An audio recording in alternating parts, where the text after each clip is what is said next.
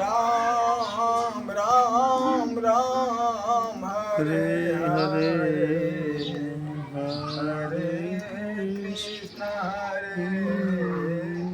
कृष्ण कृष्ण कृष्ण हरे हरे हरे राम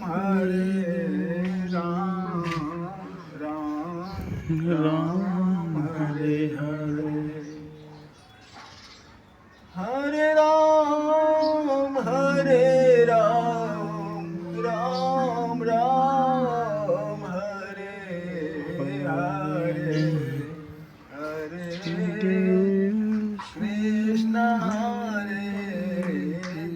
कृष्ण कृष्ण कृष्ण हरे हरे हरे राम राम राम हरे हरे हरे राम राम हरे हरे हरे कृष्ण कृष्ण हरे राम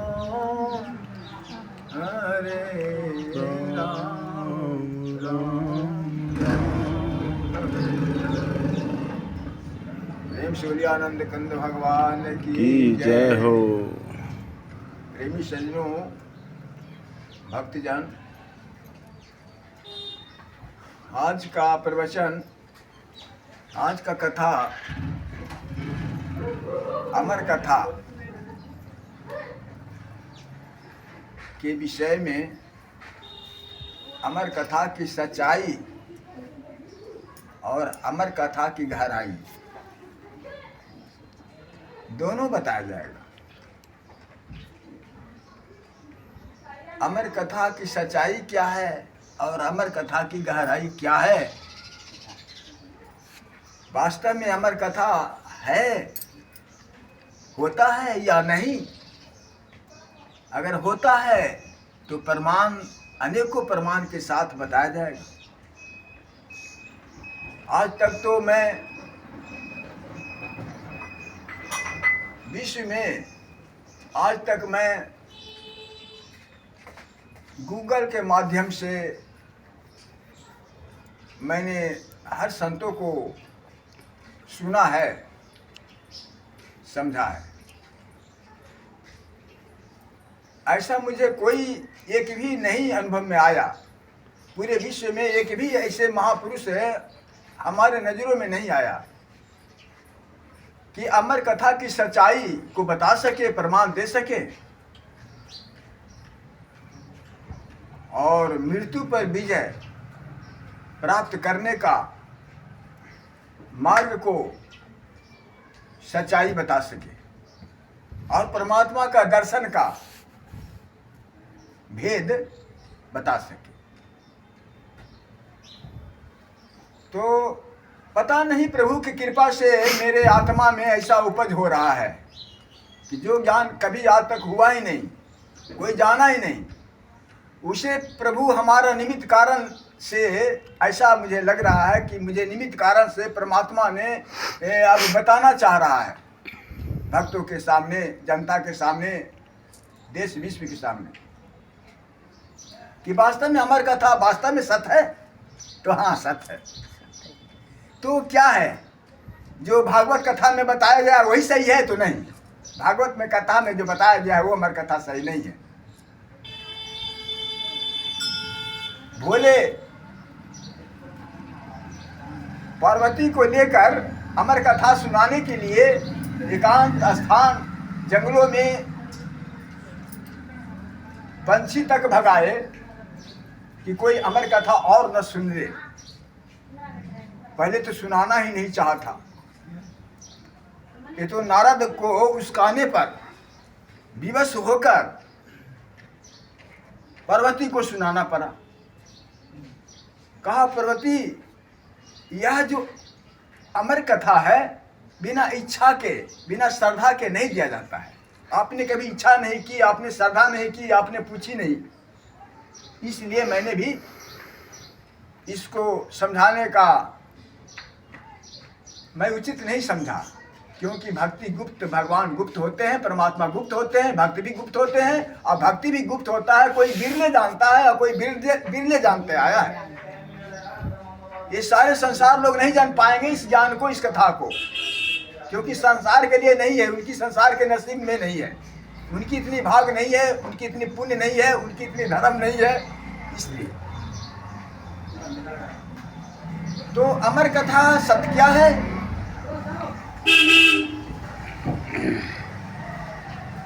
और भी बताया गया है कि 10वां अध्याय कहते कहते पार्वती सो गई थी, है ना, तो 18 अध्याय शेष ही रह गया था।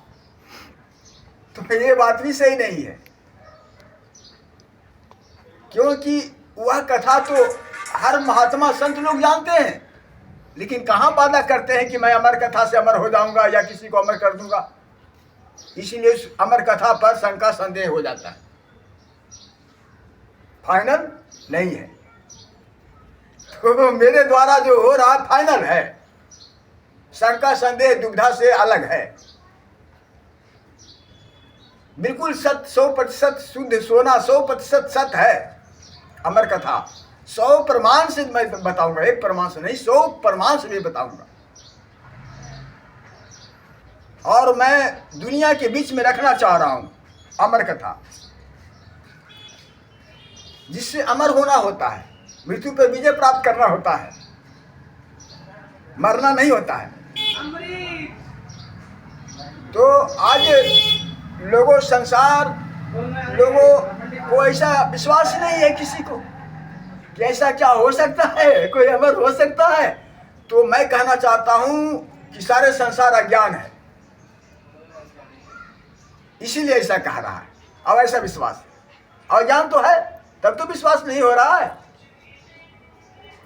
लेकिन मेरे द्वारा परमात्मा आत्मा कह रहा है, मुझे निमित्त बनाकर परमात्मा कह रहे हैं अब कि कलयुग का अवतार हो चुका है, इसलिए अब गुप्त भेद नहीं रहेगा, गुप्त भक्ति नहीं रहेगा, गुप्त भगवान भी नहीं रहेगा, सब प्रकट हो जाएगा, भक्ति भी प्रकट हो जाएगा, भक्ति भी प्रकट हो जाएगा और भगवान भी प्रकट हो जाएगा। प्रेम से बोलिए आनंद करते भगवान की जय। तो आज विश्व स्तरीय प्रवचन है, तो इस प्रवचन पर लाखों साधु संत हमारे विचार करेंगे, विमर्श करेंगे, और इस पर राष्ट्रपति, प्रधानमंत्री और वैज्ञानिक लोग रिसर्च करेंगे और सिद्ध करेंगे कि जो अमर कथा के विषय में जो बताई जा रही है वो अमर कथा वास्तव में सच्चाई है। जय राम राम राम राम जी, राम राम। तो वो अमर कथा की सच्चाई और गहराई और साक्षात्कार करवाना चाह रहा हूं। तो वास्तव में भगवान शंकर अमर कथा जानते थे, ये सच्चाई है, और पार्वती को सुनाना चाहा, ये भी सच्चाई है। लेकिन जो अमर कथा सुनाया, जो लोग भागवत कथा लिखी हुई है, वो अमर कथा नहीं है जो लिखी हुई है। अमर कथा यह सुनाए पार्वती को कि देखो पार्वती, हे मेरे अर्धांगिनी, अब तुम कान खोल कर सुनो। और यह एकांत की विषय है, आत्मज्ञान का नियम है। ब्रह्मा ने यह विधि विधान और नियम बनाया था, यह अमर कथा बिना श्रद्धा के और बिना विश्वास के, बिना पूर्ण समर्पण के, बिना विश्वास के, बिना श्रद्धा के, बिना प्यास के, बिना भूख के देना नहीं है। इसलिए भगवान शंकर पार्वती को भी नहीं बताया था, क्योंकि पार्वती को कभी इसके प्रति अमर कथा सुनने का न कभी अभिलाषा हुई और न इस पर विश्वास हुआ, और न अमर कथा सुनने को विशेष श्रद्धा की, इसीलिए अमर कथा गुप्त रहा। नारद तो नारद था रे, नारद ने सोचा कि अमर कथा मैं तो निकलवा लूंगा प्रभु से। प्रभु के हृदय में जो है मर कथा विहार कर रहे हैं, उसे तो निकलवाना ही मुझे होगा। तो पार्वती को उसका दिया, अरे तुम जानती हो? कहा क्या? तो आपसे भी प्रभु राज छुपाते हैं? कहा ना ना ना, ऐसी बात नहीं है। कहे कि हाँ, तुम्हें पता नहीं। तो ये क्या कर दिया? आपका तो बात रद्द नहीं होता, आप तो कभी कभी झूठ नहीं बोलते, आज ऐसा क्यों बोल रहे हैं आप कि हमसे छुपाया? प्रभु ने क्या मुझे छुपाएगा? ऐसा मुझे तो विश्वास नहीं है। कहाँ विश्वास करने जोगी नहीं है। कहा नहीं, आपको कहना ही पड़ेगा, अब तो ऐसे जाने नहीं दूंगी मैं। अब जब जिभा तक निकाल दिया है तो बाहर निकाल ही दो। हम तो बिना बाहर निकाले, बिना इसको हम रस लिए समझे, अब तो हम जाने नहीं देंगे। तो विवश कर दी। कहा कि देखो, विवश करती हो तो मैं आपको सुना तो नहीं सकता हूँ, जानता तो मैं नहीं हूँ, लेकिन प्रभु जानते हैं। प्रभु को उसकाने कहे कि मैं कला बताता हूँ। अब उनसे आप विवश कर दो। अमर कथा कहने में विवश कर दो तो कहेंगे। कहा ठीक। कहा कि एक बात छुपाया है प्रभु ने, एक राज छुपाया है। क्या? उनके जो माला है रुद्राक्ष का, उसमें जो रुंडमाला में जितने मनिया जानते हैं उसका इतिहास और उसका कथा। कहा नहीं, अरे तेरे सर का खोपड़ा ही तो है। कहा अच्छा, तो हाँ, जितना रुद्राक्ष की जो मनिया है ना, वो तुम्हारे ही खोपड़ा है, तुम्हें त्यागा नहीं है। लेकिन अमर कथा, अमर होने का ज्ञान भी बताया नहीं है। जब जब तुम मरती हो तो अमर है, और तुम मरती हो तो बार बार तेरा जो मुंड है ना, ये डाल लेते हैं। अब जितने मुंड डाला हुआ है उतने जन्म आपका हो चुका है। इसका राज अभी तक उन्होंने बताया नहीं है। कहा इतना बड़ा राज हमसे छुपा बैठे थे? अच्छा, आने दो उन्हें। भोले तो आए तो पार्वती का रुख देखकर भोले बाबा समझ गए कि आज रुख कुछ बदला हुआ है। कहा, भोले ने कहा अच्छा अच्छा उमे पार्वती, अच्छा ये बता, कोई गुरु आपको आज आया है क्या? लगता है तो कि आपको कोई गुरु मिल गया है। कहा कि आपका भाव बदल गया है। तो ऐसे किसे बता सकता है? हो सकता है कोई गुरु मिल गया होगा। कहा कि हमें क्या गुरु मिलेंगे, पहले ये आप बताइए कि हमसे जीवन का राज छुपाए बैठे हो, तो बताओ कि आप ये किसे आप सुनाएंगे, किसके लिए छुपा बैठे हैं, दिल में दबा बैठे हैं? ये कल्याण संसार को कैसे होगा जब आप छुपा रखे हैं, बैठा रखे दिल में? तो कहा क्या? कहा वही अमर कथा, अमर होने का आप ज्ञान जानते हो, हमको सब समझ में आ गया है आपका रुंडमाला का हाल। कहा कि हाँ, वही तो मैं कहा कि हो सकता है आपको गुरु दर्शन हो गया आपका, नारद आया होगा, और को तो जानता नहीं है, नारद ही उसका आया होगा। कहा क्यों नारद को आप बार बार नारद कहते रहते हो? वो तो तीनों लोग के 14 भुवन में घूमते हैं, उन्हें तो आना उचित ही है और हमें शुभ है। कहा हाँ, ये मैं कहा कि शुभ नहीं है। तो अच्छा, बात ऐसी है, देखो पार्वती, बात ऐसी है कि आत्मज्ञान बिना श्रद्धा के, बिना इच्छा के, बिना भूख प्यास के इसके बताना निषेध था। यह ब्रह्मा का विधान था, तो हम ब्रह्म को विधान को मैं कैसे टाल सकता? आपने कभी भूख प्यास आपको नहीं जगा, इसके प्रति श्रद्धा तेज नहीं हुआ, आपने कभी पूछी नहीं, जानने का प्रयास नहीं की। आज तुम्हें गुरु के द्वारा चलो तो गुरु के द्वारा चाहे जैसे समझो आपको श्रद्धा हो गई है तो आज तुम सुनने का अधिकारी भी बन गए हो। इसीलिए आप चलो, कहाँ सुनोगे, ये तो एकांत में, एकांत की बात है। देखिए एकांत की बात है तो कहा कि चलो कैलाश पर्वत पर ऊपर शिखर पर चलेंगे, जितने भी जानवर वगैरह होगा वो सबको भगा देंगे पहले, पंछी वगैरह जो भी बैठा हुआ होगा सबको भगा देंगे पहले। आप बताइए सारे को भगाए तो सबको तो भगाए, अंडा को तो नहीं भगा सकते, कीड़े मकोड़े कैलाश पर्वत पर भी तो होंगे, उनको तो नहीं भगा पाए। तो चलो उनको भगाने की जरूरत नहीं था क्योंकि कीड़े मकोड़े नहीं समझ सकते, पंछी में थोड़ा ज्ञान होता है। तो मैं कथा नहीं बढ़ाऊंगा विशेष, मैं जो सार है समझाना अमर कथा की सच्चाई, तो अमर कथा की सच्चाई पर मैं ही विश्लेषण करूंगा। तो भगवान भोले ने कहा कि देखो पर मैं आज से अमर कथा सुनाता हूं। अमर कथा आत्मकथा है,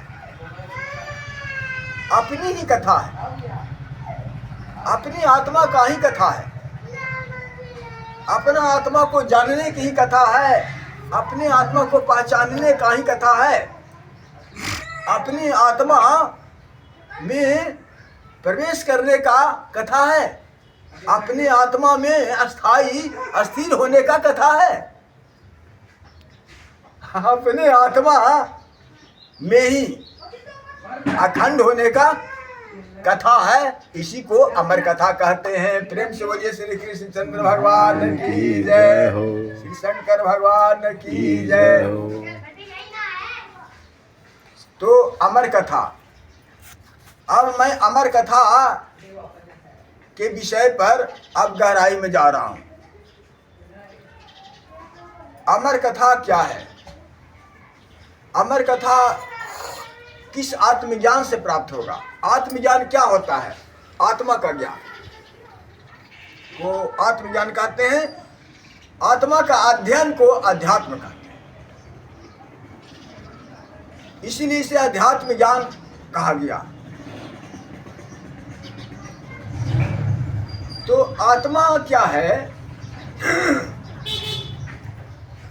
कल प्रसंग में मैं बता रहा था, परसों भी बता रहा था, आत्मा के विषय में ही चर्चा चल रही थी कि आत्मा यह शरीर, स्थूल शरीर, सूक्ष्म शरीर और कारण शरीर से परे है, अलग है। तो आत्मा को जानने के लिए, समझने के लिए आपको यह शरीर को ध्यान छोड़ना पड़ेगा, और इसके अंदर सूक्ष्म शरीर है उससे भी छोड़ना पड़ेगा। सूक्ष्म शरीर क्या है उसे छोड़ना पड़ेगा। तो सूक्ष्म शरीर 17 प्रकार के सूक्ष्म शरीर है, उसे भली भांति पहले जान लो, क्योंकि ये सूक्ष्म शरीर से परे होना होगा। स्थूल शरीर को तो देख ही रहे हो कि पंच महाभूत से स्थूल शरीर बना हुआ है, और मांस का लोथरा है पंच महाभूत से बनी हुई है। तो ये तो सभी लोग जानते हैं, इसे समझाने की जरूरत नहीं है। लेकिन सूक्ष्म शरीर कितने होते हैं ये कोई कोई जानते हैं, बहुत कम लोग जानते हैं। तो स्थूल शरीर से अलग होना होगा कि हमारी आंख देख रहा है, ऐसी बात नहीं है। हमारे आंखों से कोई और देख रहा है, यह बात सही है। आंखों से मैं देख रहा हूं, ये बात तो सही है, लेकिन मैं कौन हूं ये जानना और पहचानना अभी तक नहीं हुआ है।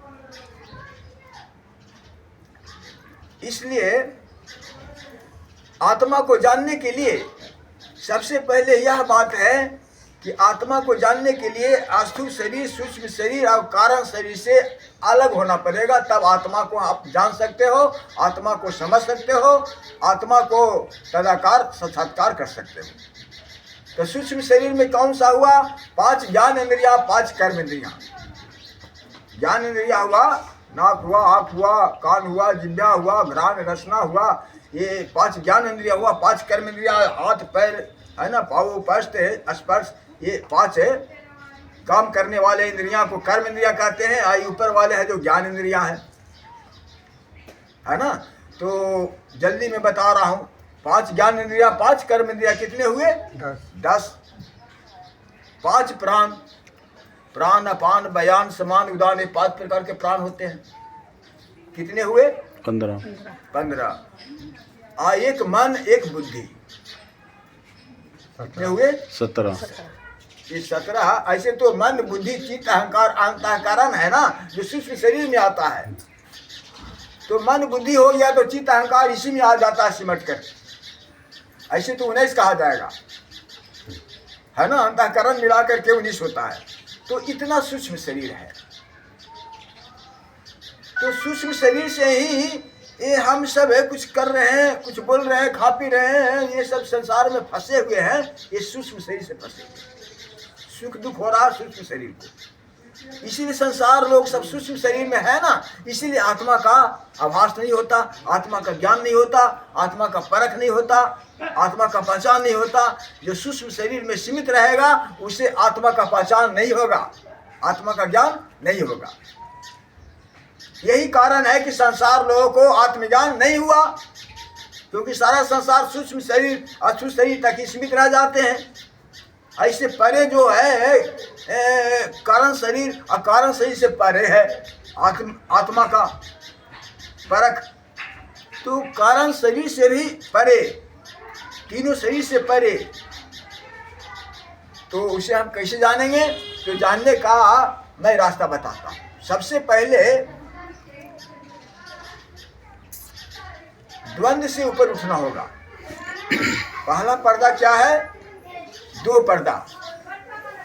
आत्मा पर 2 पर्दा लगा हुआ है। वो 2 पर्दा क्या है? द्वैत। द्वैत माने 2, द्वंद्व जिसको कहते हैं द्वंद्व। द्वंद्व मतलब 2, सुख तो दुख, लाभ तो हानि, है ना, ठंडा तो गर्म, है ना, सरस तो कठोर, एक के एक दूसरे विपरीत है ना। तो एक पुरुष तो एक स्त्री है ना, एक बैल तो एक गाय, इस प्रकार से मान लो 2 हुआ ना। तो 2 में ही हम सब फंसे हुए हैं। एक सुख होता है तो एक दुख होता है। सुख में हर कोई रहना चाहते है, दुख में कोई नहीं रहना चाहता है। तो इसीलिए फसान है। हमें रहने को कैसा चाहिए? दुख सुख के बीच में, अर्थात दुख सुख से परे, दुख सुख से ऊपर होना चाहिए। दुख सुख सूक्ष्म शरीर में होता है, दुख सुख कारण शरीर में भी नहीं होता है, आत्मा में भी नहीं होता है। तो दुख सुख हम लोग समझते हैं कि मुझे हो रहा है, मुझे नहीं, मैं तो आत्मा हूँ, तुम तो आत्मा हो, तुम्हें दुख सुख नहीं होता। जैसे मैं कल बताया था कि ऑपरेशन होता है, तो आप देख रहे हो कि मेरे पैर का ऑपरेशन हो रहा है, लेकिन आप तो देख रहे हो, आत्मा तो देख रही है आपको, आत्मा देख रही है, लेकिन आत्मा को दर्द हो रहा है नहीं, क्योंकि इधर दे करके सुन की टीका दे करके आपको शून्य कर दिया। शून्य कर दिया तो सूक्ष्म शरीर का काम बंद हो गया। तो दर्द होने वाले जो सूक्ष्म शरीर में जो था ना, दर्द में मन बुद्धि में दर्द होने वाला था, और उसके और इंद्रिया में दर्द होने वाला था, प्राण 5 प्राण में, कर्म इंद्रिया में, ज्ञान इंद्रिया में दर्द होना था ना सूक्ष्म शरीर में। तो सूक्ष्म शरीर को तो शून्य कर दिया, है ना। तो देख रहे हैं जो आत्मा है। दृश्य और दृष्टा, दिखाई दे रहा है जो अलग है, और देख रहे हैं जो अलग है। तो दिखाई दे रहा है तो दृश्य है, ये तो सूक्ष्म शरीर है, स्थूल शरीर है। और जो देखने वाला है अंदर, आंखों के अंदर से जो देख रहा है ना, वो दृष्टा है, वो साक्षी है, वही आत्मा है। उसे तुमने पहचाना नहीं, उसे तुमने जाना नहीं, उसे तुमने जाना नहीं, तुमने अस्थूल से सूक्ष्म शरीर तक जाना, इसके ज्यादा आगे जाना नहीं। इसीलिए अमर होने का विश्वास नहीं हुआ। और परमात्मा हर जगह साक्षी है, वो दिखाई आपको नहीं दिया, तो आपको विश्वास नहीं हुआ। तो आप कहते हो कि भगवान नहीं है, मृत्यु पर विजय नहीं होता। आपको कहने से क्या होगा? आपके तो ज्ञान ही नहीं है, तो आप तो कहोगे। इसके पास ज्ञान है जो आपका विपरीत कह रहा है कि मृत्यु पर विजय प्राप्त होता है, अमर होता है, परमात्मा के दर्शन होता है, मुझे हो रहा है, हमारे से संत को होता है। तो सुख दुख ये द्वंद्व से परे हो जाओ, माने अलग हो जाओ, है ना। अब देखो अलग है ना, देख रहा है, आत्मा देख रहा है ना, आत्मा का तो दर्द नहीं हो रहा है ना। यहाँ से साबित हो गया ना, ऑपरेशन से साबित हो गया ना। और यहाँ फिर ठीक हो जाता है, फिर सूक्ष्म इंद्रियाँ काम करने लग जाता है, तो फिर दर्द होना शुरू हो जाता है। तो दर्द किसको होता है? सूक्ष्म शरीर को। तो जमराज ले जाता है यही सूक्ष्म शरीर को।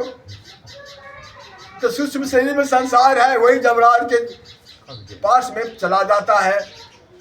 और ये जो आत्मा में रहता है, साक्षी में रहता है, दृष्टा में रहता है, वो जमराज के पकड़ से निकल जाता है, काल की पकड़ से निकल जाता है।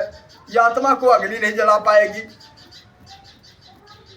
आत्मा को अग्नि नहीं जला पाएगी, बंजर नहीं जला पाएगा, कोई गैस नहीं जला पाएगा, कोई भंग नहीं कर पाएगा, कोई विनाश नहीं कर सकता। आत्मा को क्षण मात्र भी कोई कुछ नहीं कर सकता। वही आत्मा के विषय में बताया जा रहा है, वही अमर कथा है। अमर कथा आप शुरू में कर रहा हूं। आत्मा का मैं ऐसे 100 लक्षण लिखा हूं, 101 लक्षण, 101 लक्षण मैंने लिखा है। मेरे द्वारा परमात्मा ने विवेक दिया है, मुझे निमित्त कारण बन करके मैं तो कह रहा हूँ कि मैं कुछ नहीं करता, मैं क्या बोलता हूँ मैं नहीं जानता, मैंने तो अनुभव श्रद्धा कर लिया और परमात्मा बोल रहे हैं, ऐसा मुझे अनुभव होता है और आप भी अनुभव करोगे। देखो अब द्वंद्व के बीच में आ गए, परे हो गए, तो 3 गुण होता है। फिर 2 पर्दा हट गया, द्वंद्व पर्दा हट गया, तो फिर 3 पर्दा और लगा हुआ है आत्मा में। तो 3 पर्दा कौन है? सत्वगुण, रजोगुण, तमोगुण। तो ये 3 पर्दा है, सत्वगुण, रजोगुण, तमोगुण क्या है? अब यही किसी को पता नहीं, विशेष लोगों को। तो कैसे 3 पर्दा हटेगा? तो तमोगुण तो यह हुआ जो खराब प्रवृत्ति के लोग होते हैं, तमोगुण से। तमोगुण झगड़ा झंझट किया जाता है तमोगुण से। तमोगुण से विषाद, विषाद, शोक ये सब होता है ना। हम लोग चंचल हैं तमोगुण से, और चंचल तो रजोगुण से भी होता है, लेकिन तमोगुण हुआ झगड़ा झंझट करना, एक तरह से मान लो अज्ञान को कहते हैं तमोगुण। अब रजोगुण, रजोगुण ये हुआ जो हम लोग अपने शरीर के लिए, रजोगुण के लिए, रज बीज से बना हुआ हर मांस लोथरा के सुख के लिए और योजन परियोजना बनाते रहते हैं। इसी को सुख, इंद्रियों को सुख, सूक्ष्म शरीर को सुख के लिए यहाँ इसी को सपना बनाने के लिए जीवन बिता दिया। तो शरीर के लिए, स्वार्थ के लिए, है ना, अपना जीवन बिता दिया। तो वो रजोगुण है। रजोगुण है ना, रजोगुण से जीवन को नाश कर लिया। रजोगुण में रह के ऐश मौज करने के लिए चक्कर तो हर किसी को होता है, लेकिन रजोगुण वाले को समर्थ होता है और तमोगुण वाले को तो बेचारे को औकात नहीं होता है, क्योंकि वो अज्ञान होता है। तो अज्ञान लोग बेचारा कहाँ से कार और बिल्डिंग देखे, है ना। अब दूसरा रजोगुण वाले होते हैं थोड़ा बुद्धिजीवी, तो इस सर्विस करके, बिजनेस व्यापार करके हर चीज़ सुख सुविधा खरीद लेते हैं। रजोगुण का प्रवृत्ति यह हुआ कि ऊपर से इंसान और अंदर से बेईमान बनने रहना, उसको कहते हैं रजोगुण। ऐसे लोगों में स्तर में देख लो, ऊपर से इंसान बना हुआ है और अंदर से बेईमान बना हुआ है। जब दौड़ लगा तो अपना स्वार्थ सिद्ध कर लेता है, इसको कहते हैं रजोगुण। तो ये जो ऊपर से इंसान बना रहता है, तो ये क्या है? ये उसकी मीठी मीठी बानी और मीठी मीठी चालुआज, अपने को चतुराई समझो, है ना। अपने की चतुराई से अपने को अच्छा भी दिखाना चाहते हैं और दूसरे को ठगना भी चाहते हैं। और अपने स्वार्थ पूरा करना चाहते हैं। इसे कहते हैं रजोगुण। ऐसा प्रवृत्ति अंदर से हो, इसे कहते हैं रजोगुण, है ना। तो लोभ, मोह, ये सब ईर्ष्या, घृणा, तृष्णा सब रजोगुण में आ गया, तमोगुण में भी है। अब इससे ऊपर उठते हैं तो सत्वगुण। सत्वगुण में मैं साधारण रूप से समान रूप से कह देता हूँ, साधु, संत, ऋषि, महर्षि, योगी, फकीर, गुरु, पंडित, पुरोहित, ये सब जो अब इधर संसार से उब गया, थक गया, प्रभु का याद आया, प्रभु का ध्यान आया, अब धर्म काम, धर्म मनसा बनाने का अब इच्छा हुई, प्रभु के शरण में मतलब कि जाने का अब इच्छा हुई, श्रद्धा हुई। तो कोई भक्ति भजन से, कोई योग जाप से, जिसका जो जैसे बुद्धि वैसे अपना सत्गुण में पूजा पाठ, शांति, प्रेम, दया, उमंग, उत्साह बनाने लगा, सत्संग भजन में रमने लगा। तो ये सत्गुण का संकेत है ना।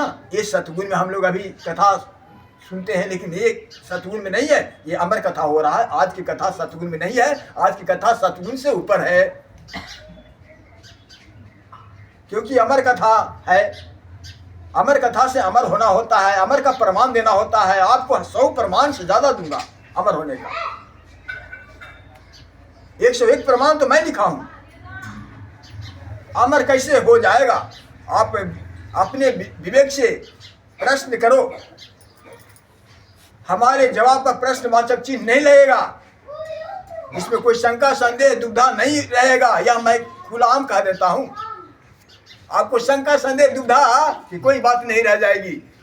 अगर आप समझ पाओगे तो आप भी पूर्ण रूप से विश्वास कर पाओगे, और नहीं समझ पाओगे तो अलग बात है।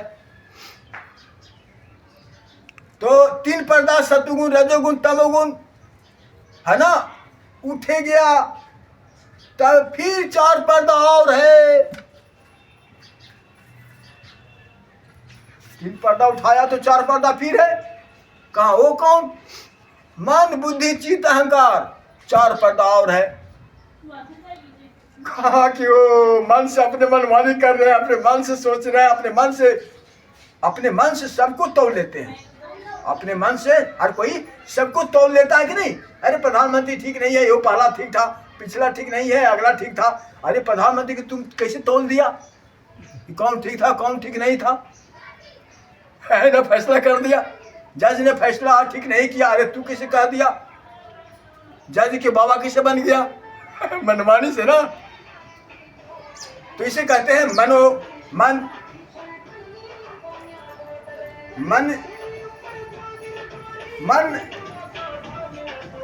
अब बुद्धि हुआ। मन तो समझ लिया, सबके पास मन है। अब बुद्धि, दूसरा पर्दा है बुद्धि। जो चतुराई करते हो ना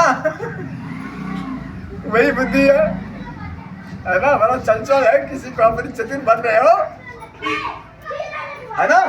अपने को विश्वास होता है कि हम बहुत है सबको, बुद्धि यही है। अब तीसरा चित्त क्या है? चेतना। चेतना में तो आपका कुटस्थ है, चेतना में तो आपका परमात्मा की शक्ति है, आत्मा की इसमें अंश है। हाँ, चेतना में है। लेकिन ये मन मलिन के कारण, बुद्धि गंदी के कारण, ये दर्पण के भांति होता है ना। सत्वगुण सफेद होता है, दर्पण के भांति होता है। तो दर्पण पर धूलकण पड़ जाएगा तो क्या दर्पण दिखाई देगा? आपका फेस दिखाई देगा। उसी तरह से यहाँ जो 4 तत्व है, ये 4 तत्व में चित्त है जो दर्पण है, और मन, बुद्धि, अहंकार का इसका धूल है पड़ा हुआ। अगर कम धूल पड़ा हुआ है, चित्त को अगर साफ करके देखो तो आपको भेद पता चलेगा। इसमें आत्मा अनुभव होगा, आत्मा दिखाई देगा। लेकिन ये चित्त रूपी जो दर्पण है ना, उसमें मन रूपी मैल, बुद्धि रूपी अज्ञानता, बैल, विकार, विषय, अब अहंकार तो है ही पाप। इसका धूल कण से अपने दर्पण को गंदा कर लिया है, अपने आत्मा दिखाई नहीं देता, अपने को सूक्ष्म शरीर अस्थूल शरीर संसार दिखाई देता है। इतने में अपने को सबको तौल लिया, साधु संत ऋषि महर्षि जगत गुरु शंकराचार्य सबको तूने तौल लिया अपने बुद्धि से, है ना। तो इससे कहते हैं अहंकार, जो तूने तौल लिया। अरे तुम्हारे ऐसा बुद्धि तो प्रधानमंत्री राष्ट्रपति को नहीं होता है, तो तुम तौल किससे लिया? तुम्हारे ऐसा बुद्धि तो गुरु जगत गुरु महापुरुष को नहीं होता है, तुमने कैसे महापुरुष को तोल लिया? तो ये हुआ अहंकार। तो चार तत्व बताया ना, अंतःकरण, मन, बुद्धि, चित्त, अहंकार, ये चार पर्दा। अब चार पर्दा हट गया, अपने को अहंकार अपना प्रार्थना में बदल दिया, बुद्धि आपको सात्विक की हो गई, मन आपका नम्रता हो गया, तो आपको चार पर्दा समझो उठ गया। तो फिर पांच पर्दा लगा हुआ है, चार पर्दा उठा लिया आत्मा से, तो फिर पांच पर्दा लगा हुआ है। वो पांच पर्दा कौन है? रूप, रस, गंध, स्पर्श, शब्द, ये पांच तन्मात्रा। अब रूप फंसाती है आंखों से, रस फंसाती है जिह्वा से स्वाद से, गंध फंसाती है नासिका से। अब शब्द कोई बोल दिया तो हम शब्द इसमें फंस गए, सुख दुख स्पर्श से हम फंस गए। तो ये फसान पांचवा पर्दा है। अगर ये पांच पर्दा उठा लिया तब तेरी कृपा प्रभु की, तेरी पर कृपा प्रभु की हो गई, तब तुम अमर कथा सुनने के अधिकारी बन गए। तब जो प्रवचन चल रहा अमर कथा, उस कथा को समझने के लायक बन पाओगे और यह कथा के अधिकारी बन पाओगे। तब इस कथा से लाभ उठा पाओगे। अमर कथा है, ये गुप्त कथा है। परमात्मा भक्ति गुप्त होता है, इसीलिए इसे गुप्त ही समझना। संसार के मेला में नहीं फंसना, संसार के भीड़ भड़क्का में साधु संत पर विश्वास मत करना। जो मेला लगाने वाले जो संत है ना, कथा कह करके और चोखा चटनी लगा करके डांस करवा करके, ऐसे से सतर्क रहना। ऐसे लाखों के भीड़ लगाने वाले साधु संत को आत्मज्ञान नहीं होता है। तो आपको सत्य क्या है वो ध्यान देना पड़ेगा, समझना पड़ेगा और सत्य को छोड़ना पड़ेगा। असत्य रूपी जो दिखाई पड़े उसे तोड़ना पड़ेगा, छोड़ना पड़ेगा, सत्य की ओर मुड़ना पड़ेगा, है ना। अगर आप पूरब बढ़ना चाहते हो तो फिर पूरब बढ़ते जाना होगा। ये नहीं कि एक डेग पूरब तो फिर एक डेग पश्चिम बढ़ के देखे क्या है, फिर एक डेग उत्तर बढ़ के देखे क्या है, फिर एक डेग दक्षिण बढ़ के देखे क्या है। तो तुम देखते रह जाओगे, पहुंचोगे लक्ष्य पर नहीं। इसीलिए संसार असत्य है, इसको पहले विश्वास कर लो। संसार असत्य है। संसार वाले लोग अमर कथा नहीं जानते, आत्मा का हाल नहीं जानते, इसलिए ये सब को देखा देखी करना निषेध है। संसारिक कथा सुनना, संसारिक भौतिक वस्तु पर श्रद्धा करना, इसका आशा करना, इसका इच्छा करना निषेध है। तब आत्मा ज्ञान जानोगे, नहीं तो नहीं। जब तक क्षणिक सुख, भौतिक सुख, है ना, संसारिक सुख, लौकिक सुख चाहोगे तब तक इच्छा रहेगा। जब तक आत्मज्ञान नहीं समझोगे, आत्मज्ञान प्राप्त नहीं कर पाओगे। ये आत्मा का निषेध है ना। पांचवा पर्दा उठ गया ना, उसके बाद आपको यही सोचना होगा कि हमें लौकिक और भौतिक और क्षणिक सुख से एक मछली का चारा समझा जाएगा। मछली मारने के लिए एक मुलायम चारा दे दिया है। क्षणिक सुख, भौतिक सुख और सांसारिक सुख और लौकिक सुख, परिवार का सुख और समाज का सुख जो है ना, ये सब क्षणिक सुख है, लोभ है, ये सब मुलायम चारा है। इसमें आप रुचि रखोगे तो आत्मज्ञान नहीं समझ पाओगे, अमर कथा नहीं समझ पाओगे। आज अमर कथा का बयान अमर कथा की गहराई में मैं प्रवेश कर रहा हूँ, तो ऐसा इतना पर आ जाओगे तब कहोगे कि तब आत्मा क्या होता है। तो सबसे पहले मैं बताऊं कि आत्मा का लक्षण क्या होता है। लक्षण लिख लो, जहां कहीं कोई सुन रहे हो उसे लिख लो। आत्मा का लक्षण मैं 101 लक्षण बताऊंगा। 101 लक्षण आत्मा का है, उसमें आप रहो तो तुम अमर रहोगे, गारंटी के साथ। आपकी चूक हुई, आपको भूल हुई, आप 101 तत्वों से बाहर निकल गए तो फिर कोई गारंटी नहीं है। लेकिन मैं जो 101 तत्व बता रहा हूं उसमें अगर रहोगे तो गारंटी मेरी है, मेरे गुरु को भी गारंटी है, मेरा भी गारंटी है, मेरे भगवान की भी गारंटी है। और तुम 121 जो आत्मा का जो गुण मैं बता रहा हूं, 101 गुण बता रहा हूं, उसे आप नहीं समझे, उसमें आप नहीं ठहरे, उसमें आप सीमित नहीं हो पाए तो फिर कोई गारंटी नहीं है, न सुनने की, न समझने की, न प्राप्त करने की। और 101 तत्व जो मैं आत्मा का लक्षण बता रहा हूं, उसमें अगर तुम समझ सकोगे, उसमें आप रह सकोगे तो गारंटी है। आप सुनो, पहला लक्षण,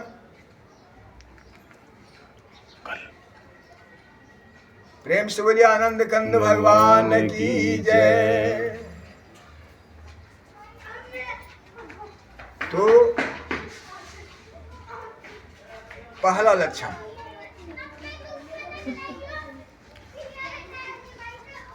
कल पे छोड़ दो, कल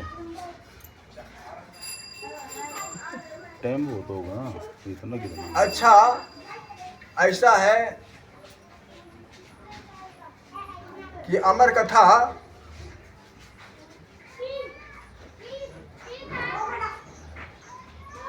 तो रुक जाओ थोड़ा सा। अब अमर कथा जब हो रहा तो इसको अब विश्व स्तरीय पर प्रवचन जा रहा है, तो बीच में आप लोग क्यों इस तरह से करते हैं। ये विश्व स्तरीय प्रवचन जा रहा है, यहाँ आप लोग सीमित बात नहीं बोल रही है।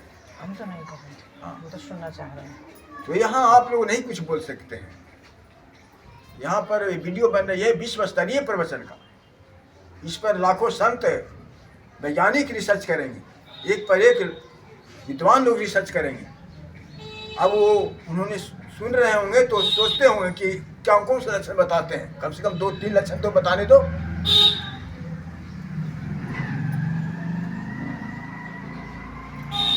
पहला लक्षण, इच्छा रहित होना, मतलब अनासक्त होना। भगवान श्री कृष्ण ने जो बताया है अर्जुन को, अनासक्त आत्मा में प्रवेश करोगे जब अनासक्त रहोगे।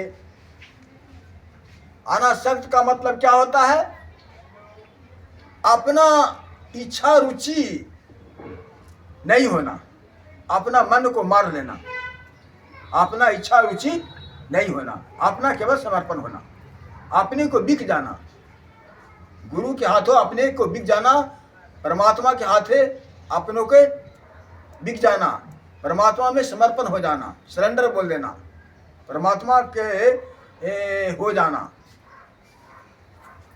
ये पूर्ण समर्पण। तो अनासक्त, फिर आपका क्या परिणाम होगा, कार्य का लाभ होगा या हानि होगा, इस पर कोई विचार नहीं करना है। अगर लाभ या हानि होगा इसका कोई प्रभाव भी नहीं पड़ना है।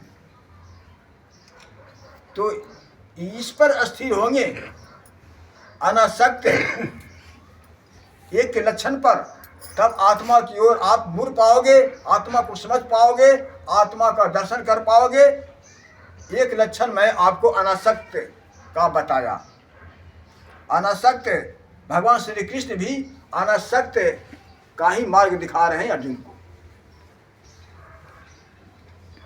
तो आज की प्रसंग में बस मैं अनासक्त पर विचार करने को कह रहा हूं, और लक्षण में अब इसके बाद प्रवचन, पीछे प्रवचन जो होगा उसमें आपको लक्षण बताया जाएगा। आज एक ही लक्षण बताया, प्रेम से बोलिए आनंद कंद भगवान की जय। प्रेम से बोलिए श्री कृष्णचंद्र भगवान की जय। श्री शंकर भगवान की जय। संत समाज की जय। बस आज का प्रवचन का विराम यही चंद शब्दों में दे रहा हूं।